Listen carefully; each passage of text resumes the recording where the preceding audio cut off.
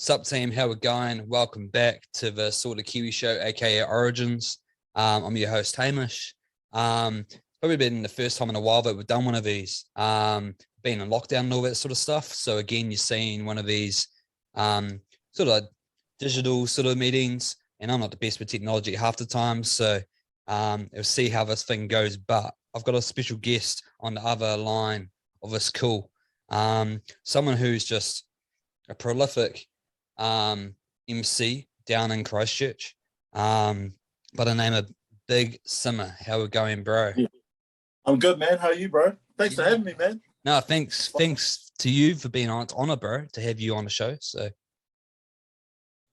yeah, it's wicked, man. Like I always look out. I'm always my thing is like I always just like look around and see sort of who's doing what and that. And like I said to you the other day, bro, when that like 59 seconds thing came up, I've been like subscribed to that for a minute, but I was real interested to see who was running that, because it was sort of a case of like, why didn't I think of that first? Or like, that's how good that idea was, because like, anybody that posts video content to Instagram knows that like 59 seconds, bro, like a minute, then it becomes a IGTV video, eh?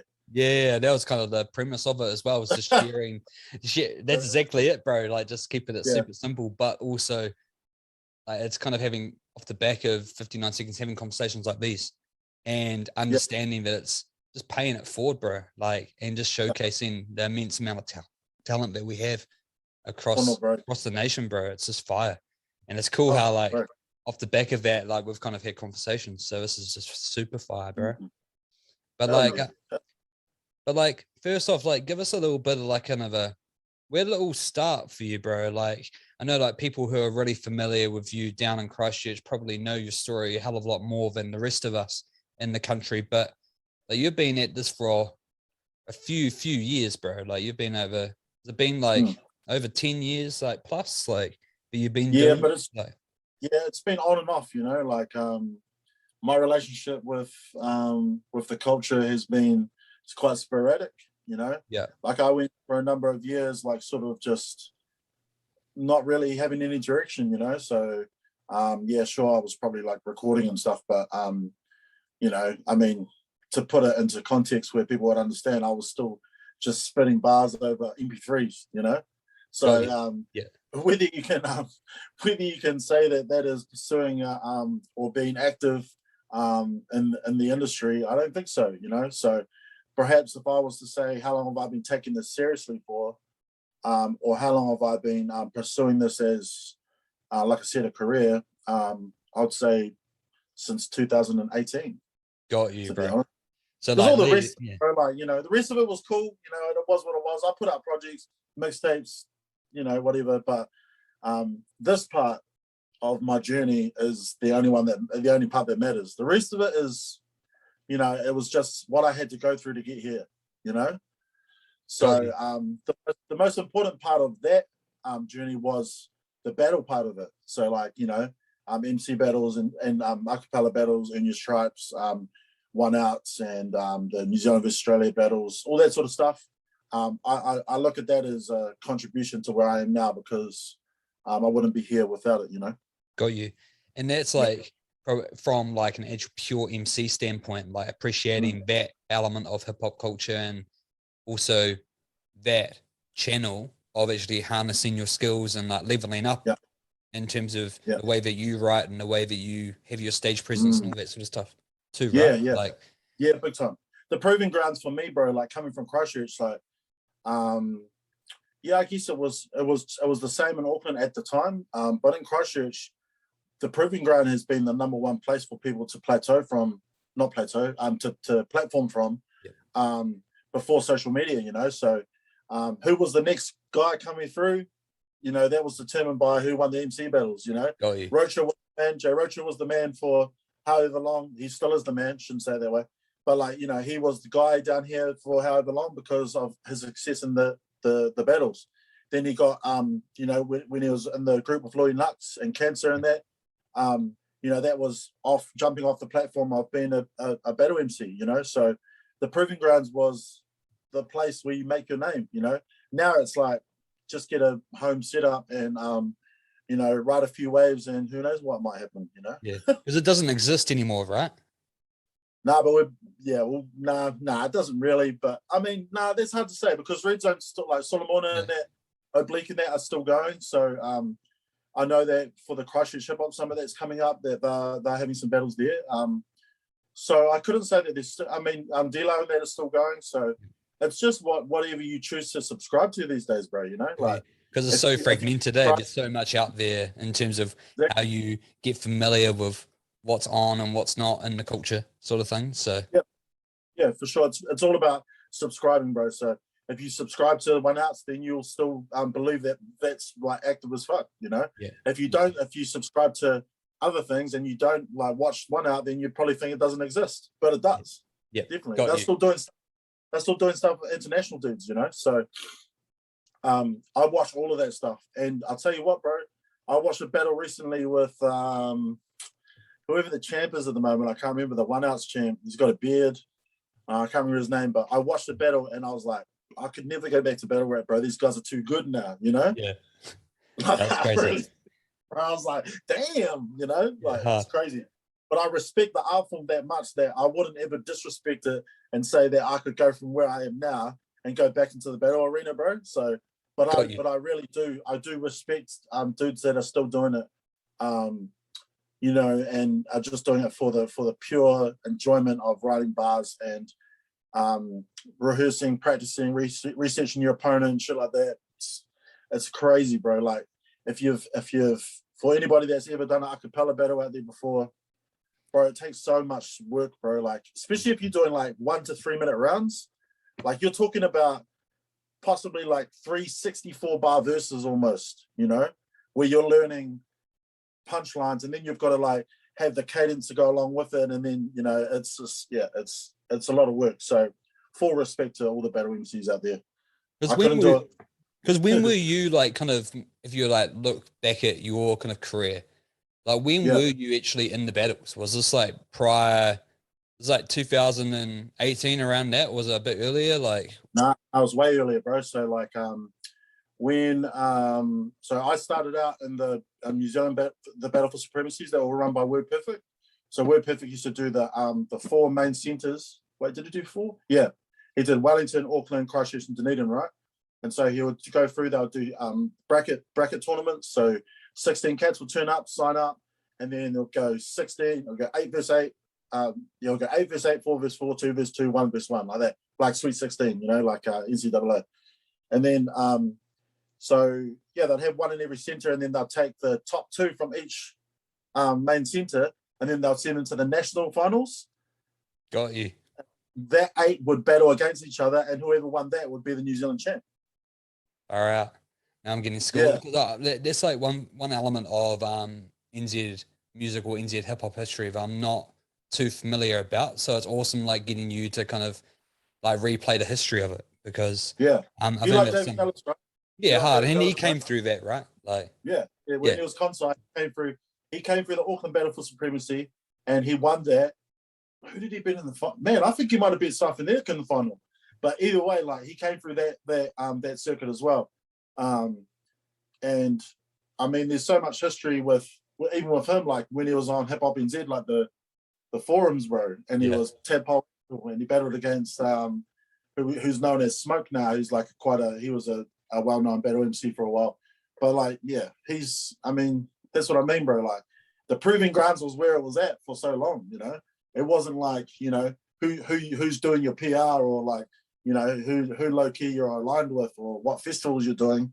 It was, you know, how many battles you won. You know, it's crazy. It's fire, bro.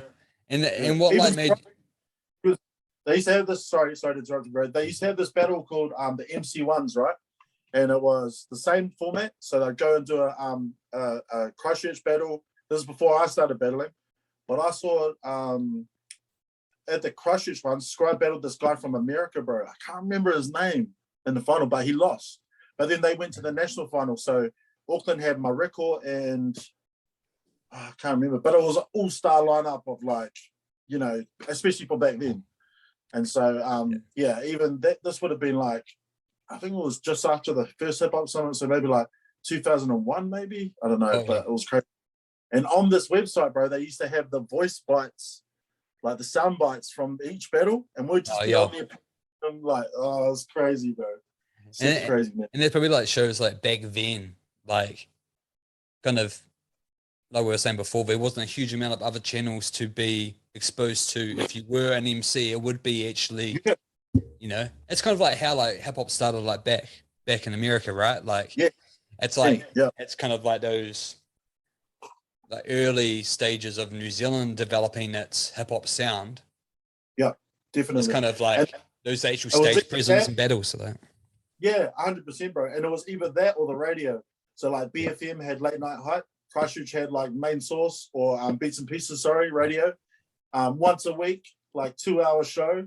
If you got to freestyle on those shows back then, bro, everybody knew you because there was no like Spotify or anything like that. You know, you couldn't just like listen to whoever you wanted to by typing in their name, you know, on YouTube.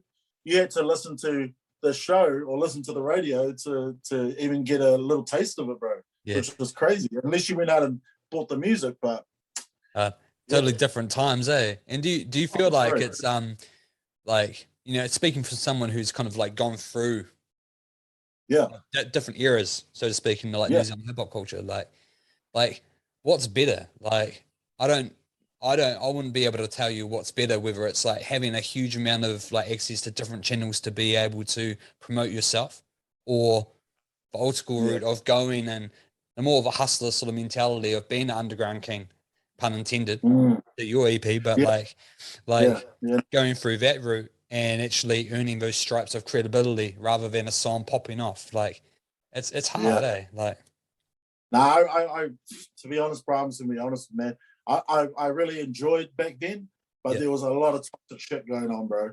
Like a lot of gatekeeping mentality in that. So, to be honest, bro, I prefer how it is now, bro. There's more unity, you know. Like people are cool with each other, you know. Like there's no like stupid, like unannounced beefs or like, you know, subliminal shit going on. It's just like everyone's pretty sweet with each other, you know, because the digital era has put everybody at the same table, bro. Like you're not competing with somebody else to get what's on their plate. Like everybody at the same table, and it's up to you to work hard enough to fill your plate up, you know. It's not else can take anything off your plate, you know. So it's a level playing field, bro. Like, you know, the gatekeepers can't stop you anymore. Like they can't block you from getting opportunities. Like the opportunities are out there. It's just about how hard you work at it, bro. Like, and I've seen the hardest worker, like, you know, even Mo Muse, like, bro, like we started out together in Dunedin, bro, and like, you know, he did his first ever show with me, playing support for Ghostface Killer, and look at what he's doing now, bro. You know, because like he says, he won't be able to outworks, bro, and it's true. You know, like the hardest workers in the room. You know, I mean, you got to be dope too. Like, don't get me wrong. Like most 100%. Super good rappers, well, that helps. You know, but you know, the hardest workers, bro. That's where the opportunities are, bro. Like you work your ass off, and you know you produce a good product that's worthy of the opportunity, and shit, man, it'll happen for you, bro. You know, like.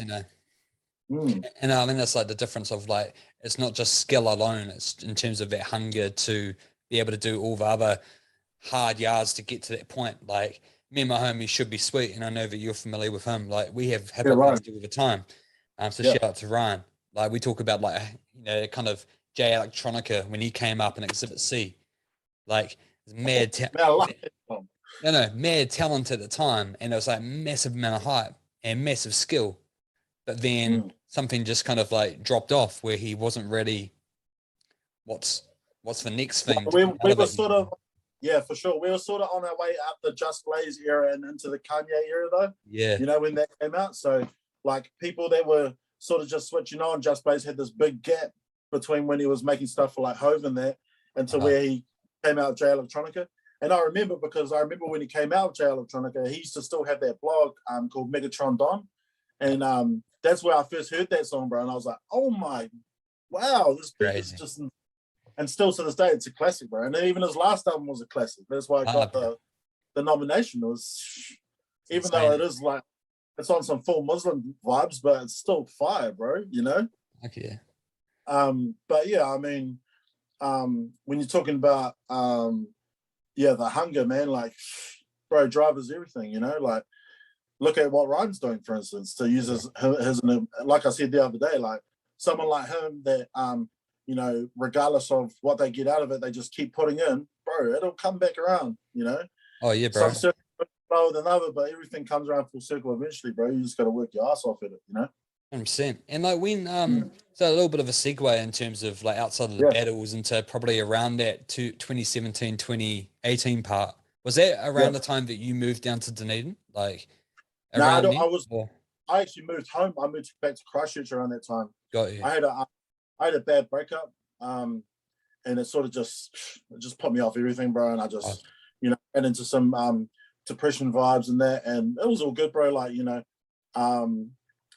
it was just me, bro. I was just in a dark place, you know, and I had to go there to get here, just the same as all the other stuff, you know. All sorts of depression, like drug related, addiction based behavior and stuff like that. Heaps of toxic behavior that I was exhibiting at that time, and it's all good, bro. You know, like far out. I've healed from it all, and I look back at it now, and I'm like, who even was that person? But I appreciate it for what it was, because if I didn't go down to Dunedin, I would have never met some of these. I would have never met Mo. I would have never met certain people that have like impacted my life in a way where that have made me who I am today. So yeah, I'm mad appreciative of Dunedin, bro. It's like my second home, man, for real. You know what it's like. Yeah, hard. Like being from there, like born and raised, like something different about it. Like I don't know if it's been like it's super small and easily accessible to go around different places, but then around uni times, it's like the energy's next to none a lot of the time. So yeah, no doubt. Because like you talk on like building those like sort of connections and those networks, like prior to kind of course you're like having like sort of connections around the battle rap scene and all that sort of stuff, but from an actual like music production standpoint or collaborators from because there's two distinct, like being a battle rapper and a songwriter, kind of two different sort of art forms. That goes that battle rappers can't make music, and it is actually quite true to a degree. But I know quite a lot of battle rappers that have segued into music. Like even like down here we've got like Ugly Side. Like most of those boys are battle rappers, and they make fire music, you know. But yeah, it's not always. Sometimes it could be a case of dudes who make music aren't very good battle rappers, you know. So maybe a lot of the time it's different hungers. Class as it depends on what you class yourself as. Am I a songwriter or am I a battle rapper? I don't think I was a battle rapper. I think for a time I had a buzz, but I think this is what I was supposed to do. I wasn't supposed to be a battle rapper. I don't have the. Yeah, I'm not savage enough, I think. Got you. So like around that time when you met like Summer Thieves, you also met Tiki, right? Like is it around that same time around Dunedin? Like and was that around 2017, a bit earlier around that? Or like how did those relationships sort of like form for you? Because like fast forward until now, like kind of around that sort of collective of music makers and producers, particularly Tiki, and we already know how influential and how skilled or talented mixing engineer as well as producer as well as musician he is. Like goes without saying. Like I mean, for a lot of people, and I like Tiki's one of my favorites, like from a New Zealand musicality standpoint, because those early cell dub times, like far out, crazy, like one like just that era for me is just amazing from a music standpoint. Like some of Cell Dub's music is amazing. Tiki's first album is just far out classic. Oh, but crazy! Yeah. Talk us through like around that time and how you like linked up around that sort of music scene, because it's just I think like from hearing you speak about Tiki, whether it's on Instagram or anywhere else, and how you said before, like having those relationships and how much positive influence that has had.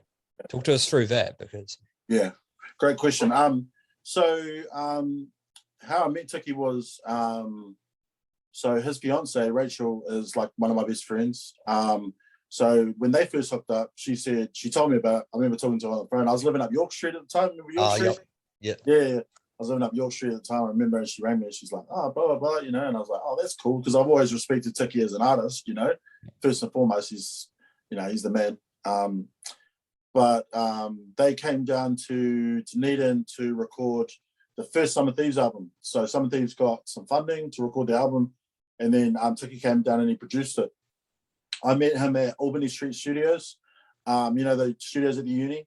Yep. They got the big Abbey Road console in there. And the day that I pretty much met all the boys together, I met Tiki on the same day. And we just gelled straight away, bro. Like, you know, it was just homies, like cool as, you know, like. And then that night we went to he had this pop-up gig with Leon from Duty of Nights at Delusio's, eh? Yeah. Yeah, that's it. Deluso. Shout out to Deluso, man. Some of the best nights I ever had. Yeah, bro. This is such a classic bar, like around that time, like off the gig. Yes. I've been there a couple of times, maybe, you know what I mean? So so we had this pop-up gig there that night. Now, like, he knew that I rapped, but like he didn't, you know, he was just like, oh yeah, no, that's cool, bro. This is just real, you know, respectful fella. And then he played Stereotypes Delicious, and I just like ripped like 64 bar double time verse, and he was like, oh, okay, cool. And then I went through what I went through, and like we still stayed in touch. Like, you know, we're like they've always sort of, because they live up in Papa More, you know, so they've always sort of been like there for me. And then I went through my shit, and then I moved back to Christchurch, and then, you know, I after that whole experience, like the sort of bad experience I had, it wasn't a bad experience, but like just my own bad experience with my own behavior in Dunedin, you know. I came back here and I just needed a break, bro, from it all. So I stopped making music and I went and got a full-time job as a careers advisor, which was crazy. But I really enjoyed it. Got back into the gym, and then I started coaching basketball here in Christchurch. Yeah. So I did that from 2016 to end of 2017, which was, it was fun, bro. I enjoyed myself, got in real good shape, you know, and just, it was awesome. And then 2018, and also this whole time I'd given up making music. Tiki was still coming down for gigs and that, and me and him were just homies, you know. He knew that I'd had enough of it, and he was cool with that. But the whole time he was building his studio at his house in Papamore. Got you. So he comes down for my birthday in 2018, and he's like, you know, oh, bro, like, you know, I didn't get you. He didn't come down for my birthday. Sorry, he came down for a gig, which was on the same day as my birthday. Was sitting at my party beforehand, and he goes, I didn't get you a birthday present, but I just built the studio, and if you want, I can, instead of giving you a present, I can produce you for free. And at this point, I hadn't written a rhyme in like 2 years, bro. In a while, bro. It's been a minute. Yeah. So I was like, shit, like, quite potentially, this is the opportunity I've been waiting for my whole damn life, you know. Not my whole life, but, you know, like, especially like my journey through music, you know. So yeah, got you. I went home to my house. My baby mama was pregnant at the time. I went home to my house and I went into the sleep out, and I made myself a little writing studio out there, right? Yeah. And the first tune that I wrote was Keep Calm off the Underground King EP. So. And everything I wrote after that for like 3 weeks was absolute trash, bro. Got you. Because I just, you know, I was trying to find my feet, you know. So I think we had three sessions. Oh, was it 2 sessions or 3? I think 2 sessions we had up there at Tiki's, so in the new studio. So the first one, I went up there and I recorded like maybe 5 or 6 songs, and we got Back in the Day out of that session. So that whole session we got Back in the Day and Keep Calm, sorry. So we got 2 songs out of that session. And the next time I went back,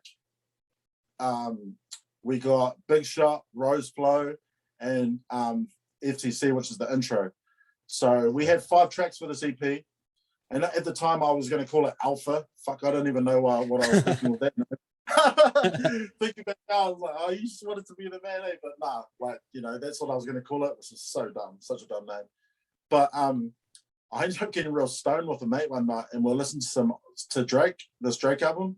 And one song I really always liked is Underground King. Oh, that's off Take Care, eh? No, it was on. Yeah, it was on Take Care. Yeah. Oh. Yeah, I'll take care, bro. Yeah.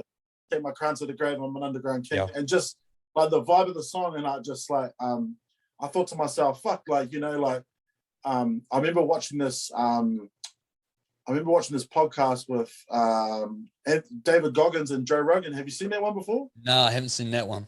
Oh, it's real good. David Goggins was I don't want to you know, go off tangent into that, but what I got from that was he said, you know, in this day and age, as men, no one's going to make you a king. You have to king yourself. You know, and don't king yourself. Don't expect anyone else to, because nobody's going to put a crown on somebody that doesn't want it for themselves. You know. So I was like, well, why can't I? Scribe's the king of Christchurch, right? Why can't I just be the underground king? You know. Why can't I just be a guy who never made it? You know, and be cool with that. And I just took it and I made it my own, and like that's what the EP was about. It was about just being the king of my own domain, you know, like making shit that I want to make. You know, the one thing about that EP, bro, is that there's so many different types of sounds on every song is something different, you know, to the point where we have almost like me and Tiki got that Jesus Was My Drug Dealer, which is like a sort of a dubsteppy song. So, I mean, to go back to what you were asking, like that whole, our whole relationship with music came from a good 3 years of just being mates, you know.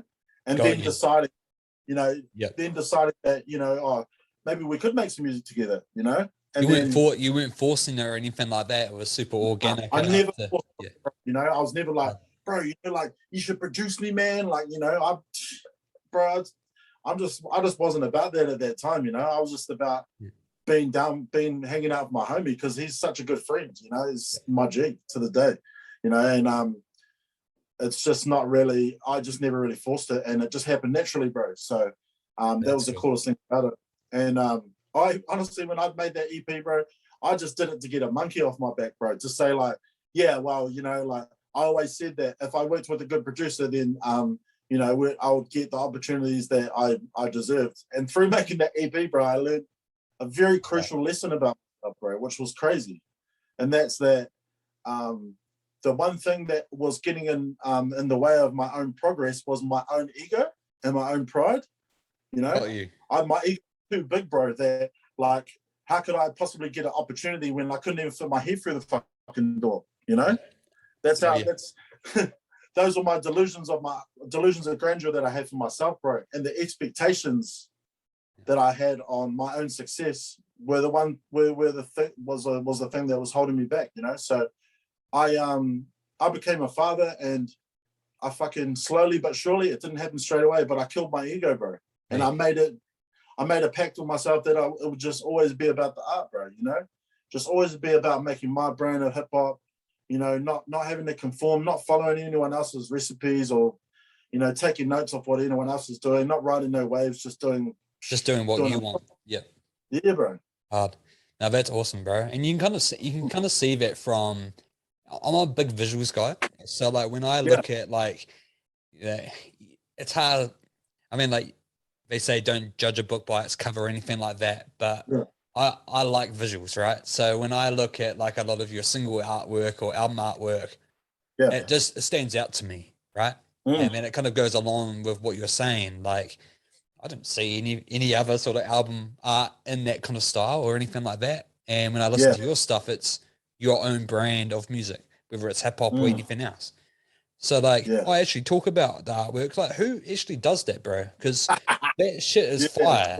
Like, this cat from Auckland named Harris. Harris Kelly.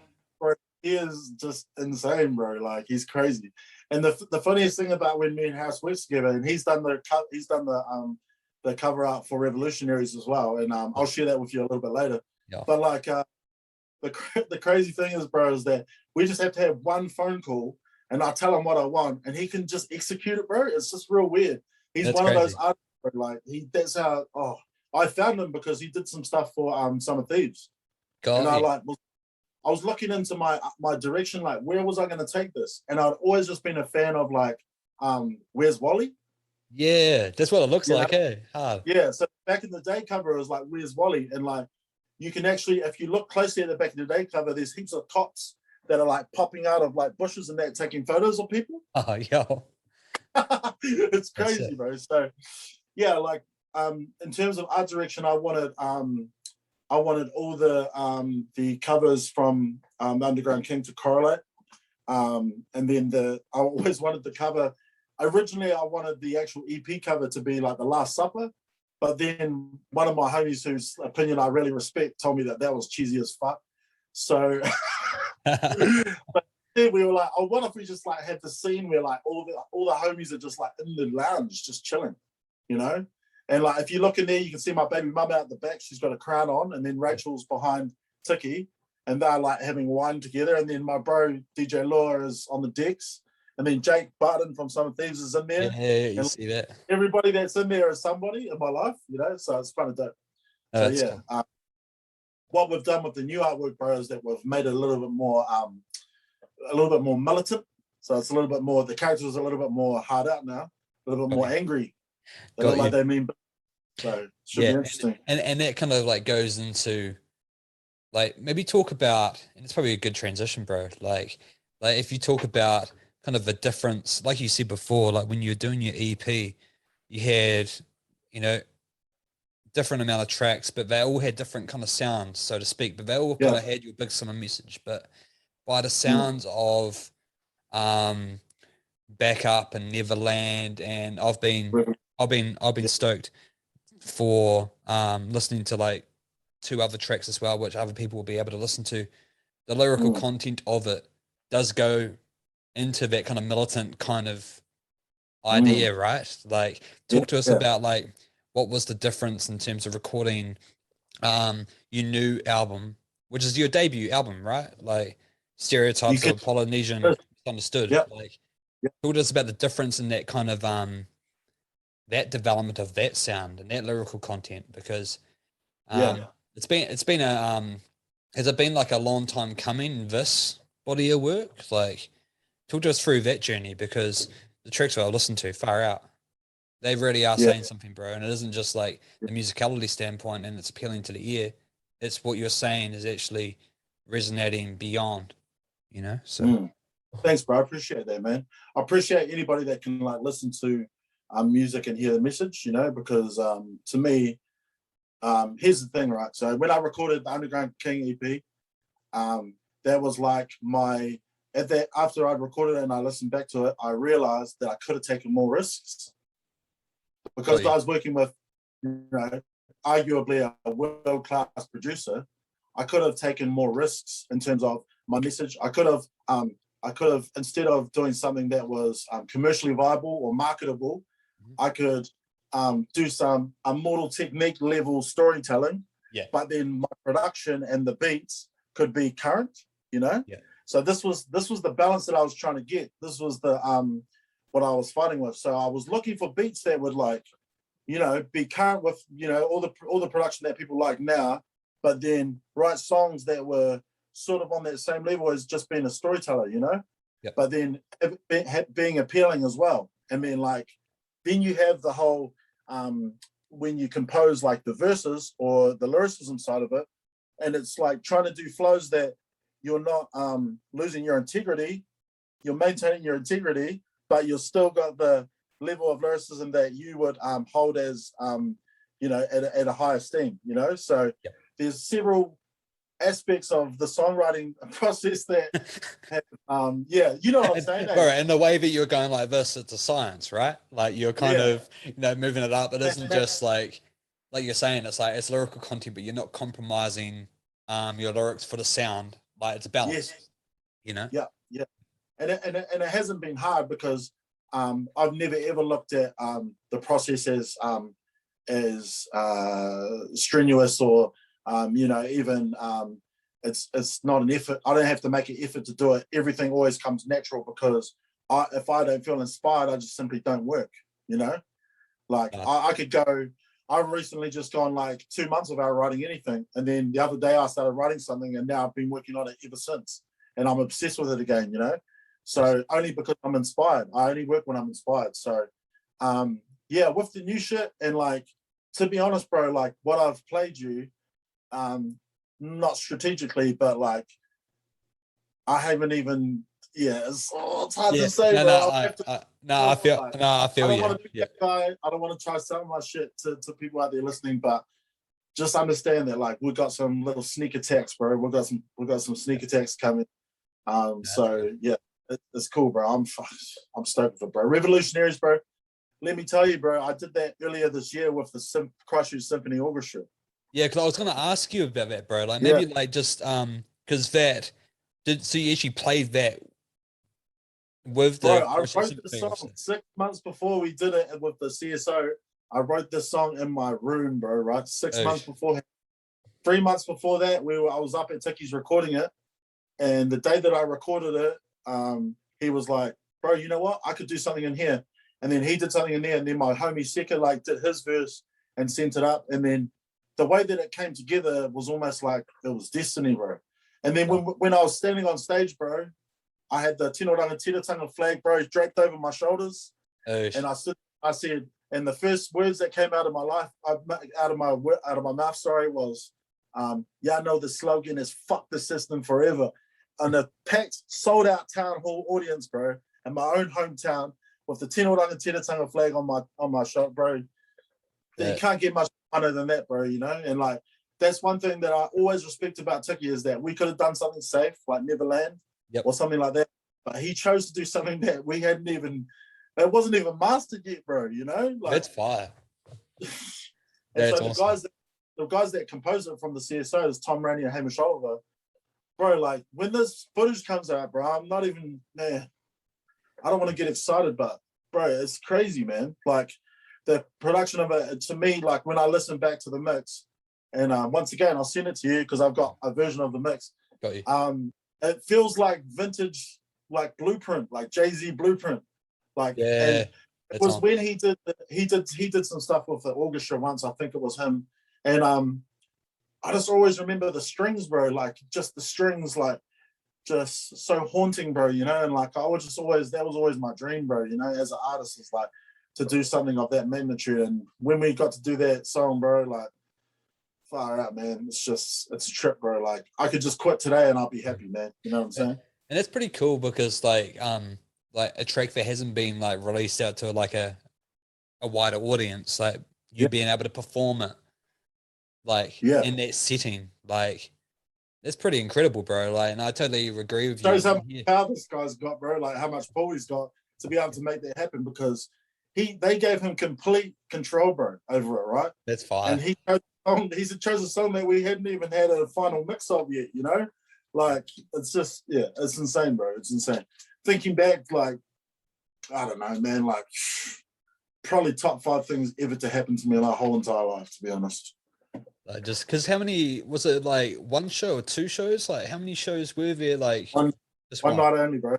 Yep. Got you. And the only collaborating artist was me and Tali, and then also his kids as well, came up and did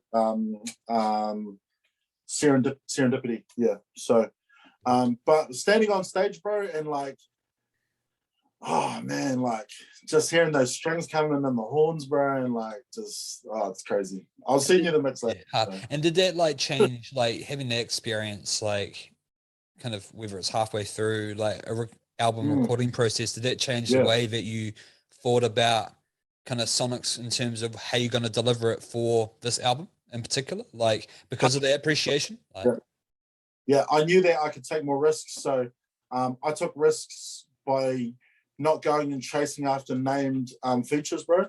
You know, and a lot of people said that to me, like, "Oh man, after your last EP, bro, you should go and get some names, like go and get so and so and that." And bro, like the biggest thing for me, bro, is that like I always said to my homies, like, bro, whatever I get, you get. Like if I get anywhere, you get there as well. Like, you know, so I always wanted to just give back to my homies that I knew were dope, but just never got the opportunity because that's me paying it forward, you know. So I got an album that I guarantee can rap the socks off anybody in this game, you know. But you just never heard of them, but you're about to hear from them, you know. I had this opportunity to work with someone like Tiki, then why wouldn't I go and put my homies on, you know, so that they can say I'm as good as, So that was the risks. Those were the risks I took, and man, so far so good, bro. It's paying off, so I'm stoked. No, that's awesome, bro. Because it's scheduled to come out like towards the end of the year, eh? Like, is that kind of like I don't really marking, or you know, release dates are the enemy of creativity, yeah, hard. And that's why, and by the sounds of it, like sounds like you're still creating, like, and you're still going through stuff. Or I'm pretty happy with where it's at the moment, bro. Like we're in the post-production stage now, so I do have one that's hanging out there at the moment that I'm sort of holding on for, but we're just sort of taking our time with the mixing process. Backup in Neverland were the first 2 singles. Revolutionaries will be the 3rd, and Brave will be the 4th. And Brave is a big old tune. So that's how cool. big old tune. Yeah. And then by that time it should be ready and I'll be good to go. So. That's dope, bro. Because like Neverland's like one of my tunes. Like it's one of the ones I like play around with. Like because like out of respect of like Summer Thieves in New South, like South Island hard, but like it just sounds awesome when I'm like driving around in a whip. Like I'm just super. It's that kind of vibe, eh? Like it is that tune, bro. Like tribute to the mixing and also to Jake's voice on it. Like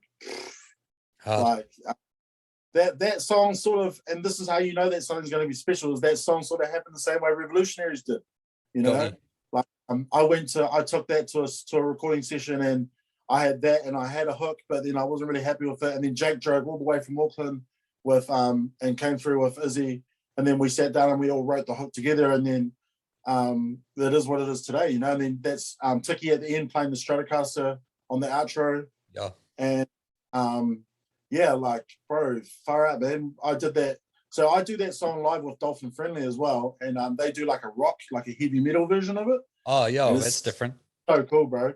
And I get everyone like pull out their cell phones, put their like cell phone lights up and shit, and like the lights is crazy, bro. You know, and yeah, man. I mean, that song for me, bro, was a huge weight off my shoulders because I've been holding on to a lot of that at that time of my life. I was still holding on to it low key, so it was cool to let it go into the. And I used to get mad messages from cats that had been going through the similar shit, you know. A couple of dudes in Christchurch messaged me. They came out to the show and I'm like walking to the stage and they're like, come up to me and say heaps of like really positive, nice things. And like, it's just cool, bro, you know, like that's why I made music, you know.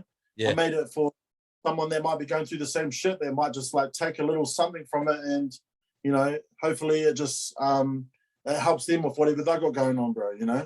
100%, bro. That's the ultimate goal, bro. Yeah, bro. It's like it's having like music that like connects with other people, and like whether it's your intention or not, but like have it hearing those sort of like words back from the people that do listen to it, it like means the world. I'm sure, like because and is that the music that you listen to as well, bro? Like, what are your artists that like influence you, bro? Like hearing those stories, like what are the artists that influence me? Bro, it's so hard, man. Like these days, like if you ask me like maybe, you know, 5-7 years ago, I would have said like a whole rattle off a whole bunch of New Zealand rappers or whatever.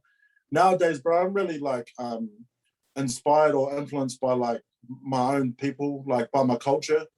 I'm influenced by other people that share the same space as me in terms of having a voice in the and being socially aware. You know, I read something that Pania, a friend of mine, Pania, posted today, which was like, sit with warriors and the conversation is different. You know, that's where I would prefer to be now, is just to sit with other people who have open minds and just have good conversations, and that's where I find myself feeling most inspired. You know. I don't really, bro, honestly, man, like the biggest thing that I've done this time is I don't really listen to a lot of other rappers that are in New Zealand, really. Like I just don't, because I don't want to like, you know, subconsciously copy anyone. Yeah, you know? You're kind of doing that subconscious like 2008, 2009, like Lil Wayne. Like kind of like get you know, like get into listening to your own stuff. Like also don't follow a lot of New Zealand rappers either. And there's no shade or anything like that, right? It's just like you're in your own world. Like I just feel like I'm not the one that they want support from, like the fans are, you know, like you know. So I don't feel obliged to and they shouldn't feel obliged to follow me either, you know. Like the people that I support are my people, you know, and that's the way it should be. And everyone else is just like a listener, or like, you know, or someone that Tutukle's the co-popper, you know. So I think that's a good way to be, bro. Like, you know, bro. I'm not trying to ride anybody's coattails, or I'm not trying to get no features off anyone. I'm just, you know, just doing it my way, you know. The way I feel. Yeah, I got a huge amount of respect for that, right? Because there's so many times, and we're all guilty of it, right? Like we all had these like moments of like trying to chase these certain things because whether it's the right thing to do or you feel that it's the right place to be at the time, but there's nothing more powerful than like being able to like stand on your own too and do what's in your heart, you know what I mean? And Yeah, bro. what you want to deliver. Because Yeah. the results, whether they end up, you know, like whatever they end up being, they mean so much more to you when they do happen. Yeah, Like for that, sure. like those moments with Tiki when you're performing on stage with the strings behind you. Like those are those moments of like far out. Like I wasn't following anyone. Like who else is doing that? Yeah. I don't really chase those, and then saying that, like, I don't chase opportunities anymore like I used to. Like, I'll put it out there from a business perspective. Like, I'll put it out there and hoping that, you know, something comes back. And like recently it has, like, in a big way, which like I'll share with the world later on once it's when it's ready. But like, you know, I'm not like crawling up the walls trying to like ask people for opportunities, you know, because in my mind, like I already got the opportunity. Now it's time to just let the music do its job, you know? 100%. Yep. And not like anybody that knows me or that's around me, like in terms of my grind, like I'm a checklist guy, bro. Like I'm sitting here looking at 17 things that I got to check off my list. And you're like, this is one of them, you know? Yes. So like I work as hard as I do on the release and the process of releasing music than anyone does, like just as much as anyone does. So for me, even though I say that, like, you know, I let the music do its job, it's not for lack of working my ass off to get it where it needs to be and paying it the respect that it deserves, you know. But 100%. Validation, bro, don't chase validation, man. Like validation is just bullshit, bro. Like, you know, I seen I got a homie, I won't say his name, but he's got like 50,000 followers on Instagram, and he's like, gee, I still got a job, bro. Like, you know, like people don't even know. You know, I still got to work. I still want to go to work 9 to 5. Well, you think I'm rich out here because I got 50,000 followers? Yeah. But because people are so caught up on validation, they think that, you know, that the homie's just killing it. And it's like, yeah, he's killing it. Like, but he works his ass off, does that for free, maybe get some free clothes every now and then. But he's still got to work his 9 to 5. So, especially in New Zealand, people shouldn't look at people's how many followers they got and think that they're more valid than you are. You know? Oh, 100%, bro.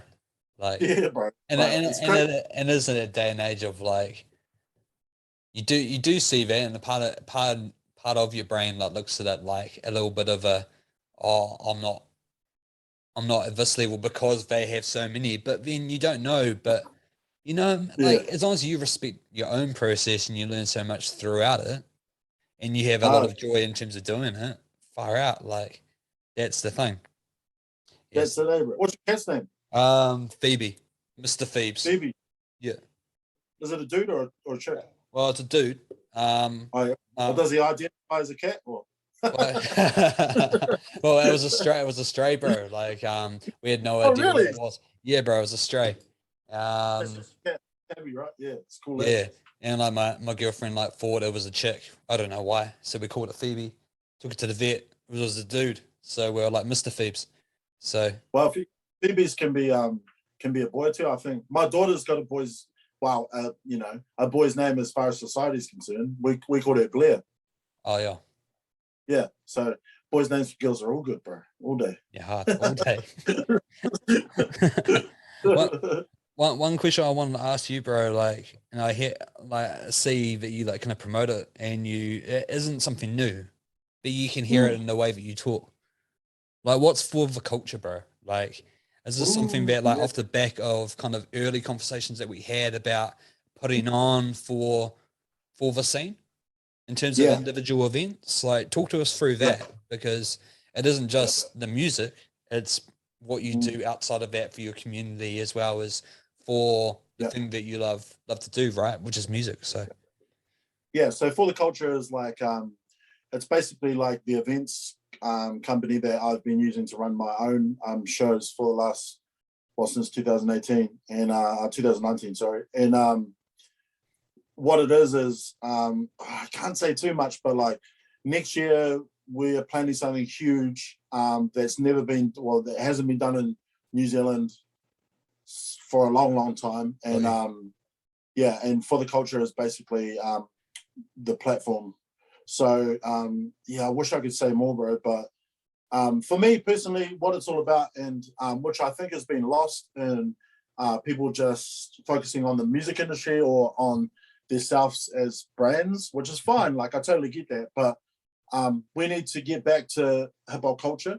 And part of that is being responsible about with our platforms, you know. I think that we could definitely do with being a little bit more responsible in the things that we say in the media, and also the things that we say on social media as well.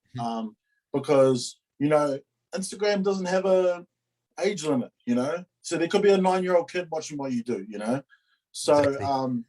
You know, you remember what Eminem said about being a role model. He never wanted to. It's not his job to raise your kids and shit like that, right? Yeah. Well, I'm here to tell you that actually, like, you know, you do have a responsibility as an artist, as if you're, especially if you're Pacifica or Māori, like you have a responsibility to deliver content that is not harmful to a younger audience, bro. You know, like all this talk about like benders and shit, like you don't ever glorify staying up for 3 days and not calling your family or whatever. Like I can't stand that shit, bro. Like anyone that knows anything about the kind of harm that does in a home environment or in a family dynamic, bro, shouldn't be glorifying it, bro. You know, like it's cool, like it's funny and shit sometimes, but to be honest, bro, it does more harm than good, bro. You know, if you're doing it for a joke, that's all good, I guess, to a degree. But you know, I guess if you don't have kids and you don't know, you know, I would never want my daughter watching some shit like that, you know, thinking it's cool to go out and like, you know, go out with the homies and not cool or not come home for 3 days, you know, stuff like that. So I think that we got to be more, we have to be more responsible with our platforms. Like I said before, if you got like, you know, 10, 20,000 followers, bro, like what percentage of those followers are under the age of 15, bro, you know? Yeah. And who are you actually affecting with your behavior, you know?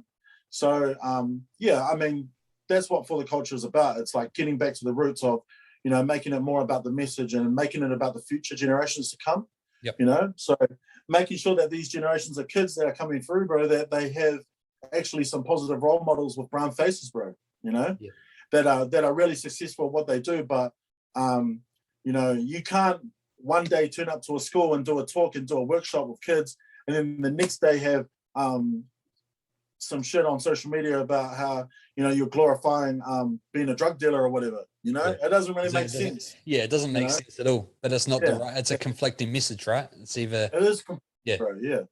And even today, what I posted on my story today about rappers glorifying like coming from the streets. Like I can literally look at a dude rapping and I can tell you whether he comes from the streets or not by what he's saying. And I can tell you the dudes that are not coming from the streets that are rapping about it like they are. And bro, people like, you know, you don't want to be on tour and you don't want to get pulled aside by someone from the streets and get G-checked, you know? And it's those sort of art, and it's one thing that like, what type of music that I prescribe to, or what sort of content that I prescribe to, is something that's like authentic, right?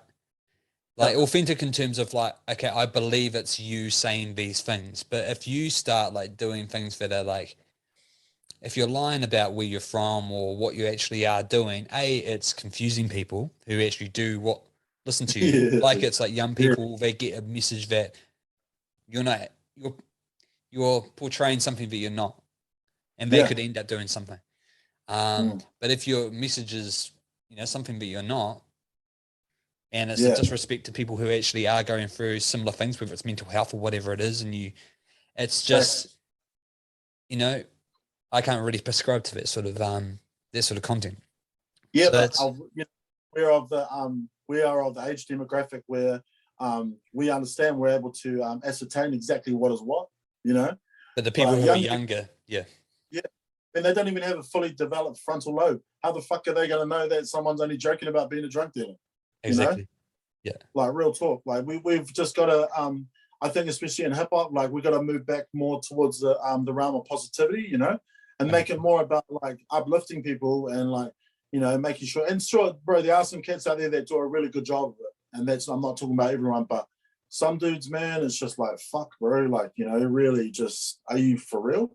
Yeah, hard. You know, and yeah, I just think, you know, like that's really what For the Culture, how the For the Culture started, was like I wanted to bring back certain aspects of hip hop culture, especially in my city, that would help to uplift people and put them on a platform without having to follow the example of people that are perhaps acting in a harmful way. If that makes sense. Hard. Yep, and it's not it's not only in terms of the music that's coming out or the sound, but it's also creating those platforms like we have seen in the past that provide those opportunities for other people, right? Like, and it's those ones that kind of have longevity in terms of what they're doing, because rather than platforms that come in and out, and legacy is longevity, bro. Like, you know, how you what mark you leave on people, you know, that's how you will be remembered, bro. Like, you know, in 15 years time, if a dude is like a random dude is doing an interview, like, you know, and I'm old as fuck, and he's talking about how he watched an interview with me and I talked about this podcast, or he listened to a song from me, bro, I've done my job, bro, you know? Yeah, bro, like, 100%. That's the be all and end all of like exactly why we do what we do, bro, is to influence people. That's another thing I seen was, it's not who you know, it's who you've influenced. Yeah, bro. You know? Yeah.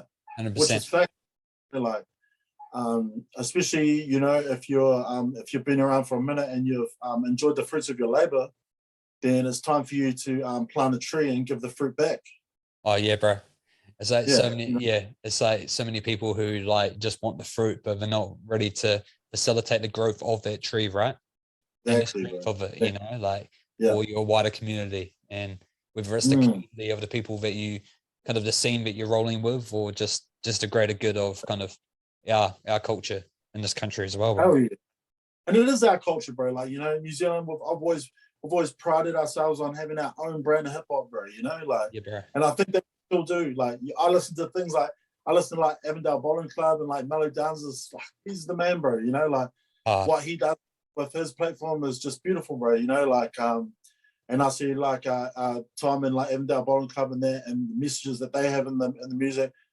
Even like the recent the Panther soundtrack with Choice Vaughn and Diggy, King, Diggy Dupe and that, like crazy, bro. So cool, man. Oh, that project alone is just a huge project for this year as well. Not only the visual element of it, but the musicality element as well. Like, absolutely. My homie Tom Hurt actually he actually directed that. I'm pretty sure he directed it. Yeah. He's my guy, bro. He's like grew up. He's from Belfast. I'm from Redwood, which was like that in Christchurch. So he couldn't have put together a better team, bro. Like, shucks. Even had Kenzie from Welly in there, and like, she's so dope, man. You know, like, I look at that whole collective of artists, and I look at that just so proud that that's like, you know, that's hip hop culture in New Zealand, which is cool, bro. It's just so. It has such a strong message, bro, and it's intoxicating, bro. Especially to someone like me, you know, I'm a sponge for the message, bro. As soon as I start hearing a bunch of shit, I'm just like, oh yeah, talk that shit. Some people are crazy for the bars or whatever. Bars are okay, but like, I don't know. The message, it's the message. It's here today, gone tomorrow. You know, like anyone can bar. You know, like all you have to do is, and I'll tell you, here's the formula, bro. You have to know how to write multi-syllable raps, and then all you have to do is come up with like a 4-bar multi-syllable. And then somewhere in there have a sports reference, a comic book reference, and a celebrity reference. And that's all people, and people do that these days and just call it bars. It's like, bro, I can do that in my sleep, man. All I got to do is just use Google, you know, look up a corresponding comic book character that rhymes with whatever multi-syllable I'm using. You know what I'm saying? Any rapper out there knows what I'm talking about, and they call that bar. Bro, the real mathematics is being able to rap with the bars and, you know, talking about some real shit. That's what it's at. 100%. And that's it's that music that has longevity. And that's that music that you're saying has legacy, right? Because it's the stuff that like it's like entrenched within your brain of what they're saying. I'll still be listening to Kentucky Gold in like 10 years, bro. Oh, bro. Like, you know what I'm saying? Yeah. Yeah. And I think that's that element of like music within New Zealand that is just far out. It is gold. Yeah, that's and that you know, if you ask me for the I think maybe the last 3-4 years, I said that Tom was the GOAT, and he still is. And he has so much the GOAT that like that Avondale Bowling Club was just like overkill, bro. You know, like years gone by, it's just overkill, bro. Like now you'll just never be he'll never be surpassed now, as far as I'm concerned, in my own mind, you know, in my own opinion. But I mean that's New Zealand hip hop, and if that's our brand, then far out, man, we are just insane, bro. You know, we didn't copy, bro. Like, you know, it's not like Australia. Like, you know, 1-4's cool. I like listening to 1-4 at the gym, Yep. But that's drill, bro. You know, they didn't create that. That ain't their shit. You know. Oh yeah, bro. Yeah. It's something about like even New Zealand, like good New Zealand music has its own distinct sound, right? Like it's like that kind of like infusion of dub alongside like just authentic melody that we hear within like our music, like, and then the raps as well. You can kind of tell it's distinct difference when you hear it. Yeah, like that. Like the Ready or Not, Church and AP, like Tiki Taane, Cup of Tea and Toast, I think it's called. Even Mellow Down's Infinite, like all those songs, or like Son of a Queen, you know, and you know, so many homebrew songs, I can't even name them all. All the Team Dynamite stuff, like all that is sort of, it's not cut from the same cloth, but it has the same vibe about it, you know, that New Zealand hip hop vibe. So yeah. I know, it's fire, bro. Honestly. Bro, I just want to say, and I think we're coming up to like nearly an hour having a yarn. It's gone by super quickly, bro. Didn't even notice. Bro, I just want to say like thanks so much for just like keeping it real and like popping on this sort of Kiwi show. Like it's cool. Like it's a pretty new platform for us. Like, but like we were saying, like my goal with the platform is to kind of create those meaningful conversations, those real conversations. Yeah. Regardless if you're like the Don or if you're aspiring to be the Don, you know what I mean? In terms of what you want to do. Not for Don.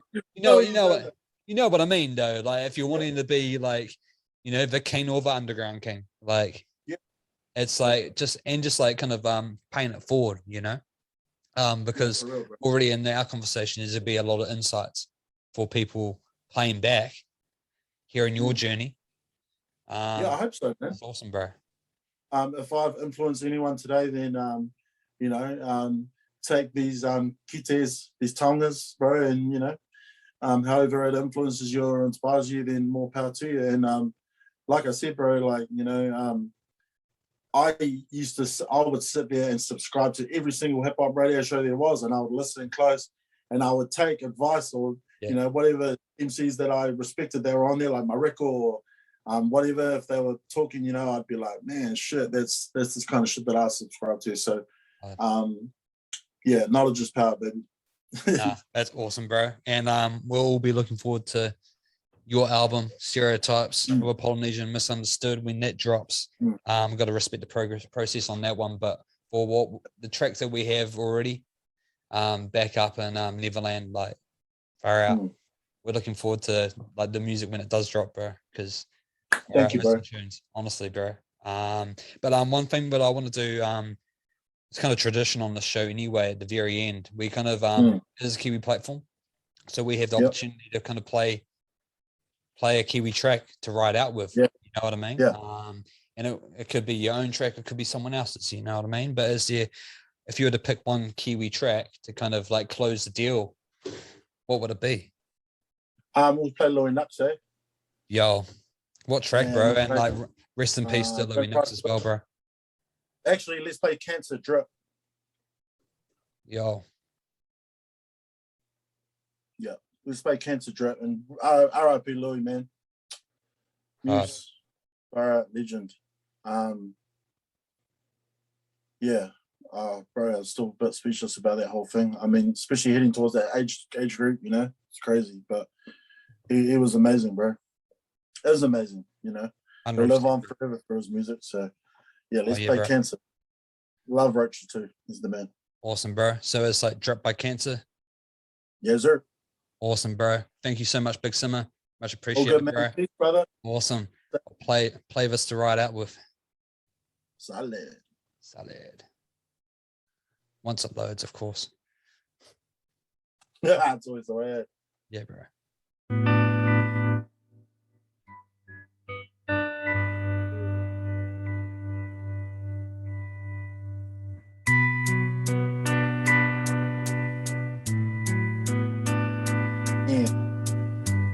Shame.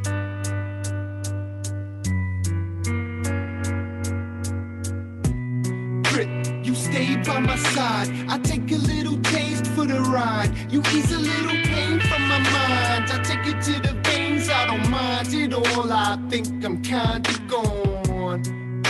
You stay by my side. I take a little taste for the ride.